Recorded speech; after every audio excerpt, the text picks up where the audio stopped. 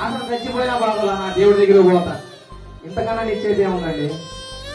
భక్తి చేస్తే దానియేలా చేయాలి. దానియేలా చేయాలి. ఏం చేశాడు దానియేలు? రోజుకు ముమ్మారు ప్రార్థన చేశాడు. ఉదయం లేవగానే పరిశుద్ధమైనటువంటి దేవుని వైపు కనులెత్తుతాడు. మధ్యాహ్నం అన్నం తినకముందే దేవాండు ఎరుసలేము తడు చేతులుతాడు.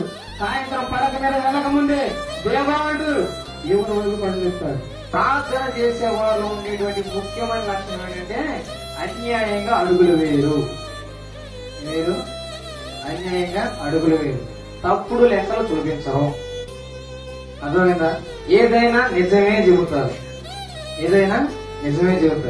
తర్వాత ఇతరులకు సహాయం చేస్తారు. నేను ప్రార్థన కోరుకునే లక్షణాలు చెబుతాను. ప్రార్థన కోరుకుంటే లక్షణాలు. ఇతరులకు సహాయం చేస్తారు. ఇతరులను ప్రేమిస్తారు. ఇతరుల మాటకు లోబడతారు. సహనం ఓర్పు కలిగి ఉంటారు.